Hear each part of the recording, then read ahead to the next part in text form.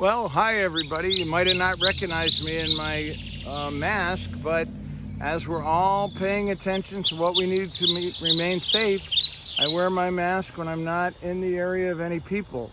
But today, I'm out in the woods. And one of the neat things about this is what we call the great outdoors. And we're going to be working with you for the next several weeks on taking adventures into the great outdoors.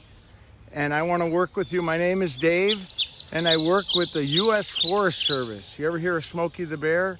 Well, he's my boss, and he's the one that wants me to work with the kids in some of our after-school programs, because we know that you're kind of tired of sitting in the house, and soon we'll be able to get outside and really begin to explore some of the great spaces of Springfield.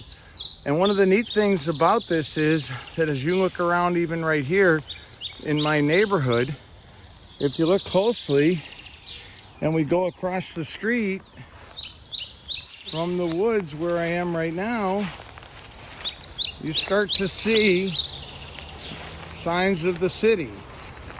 You see cars driving past us, and in fact, right across the street from these woods is a 7-Eleven. So this is one of the cool things about working out and going out into the great outdoors.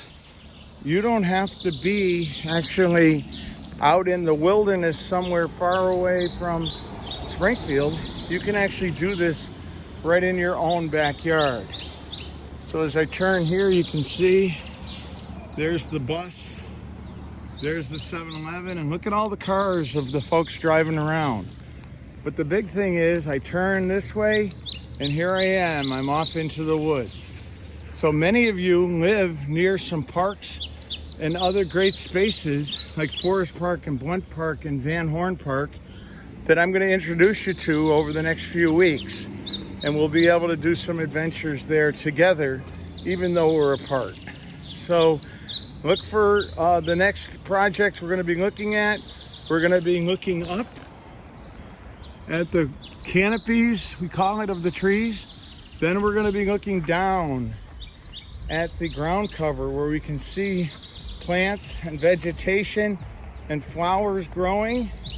And then we're going to look all around. So we're going to look up, we're going to look down, and we're going to look around. So before we go any further, I'm going to introduce a friend of mine who's going to talk to you all about the parts of a tree.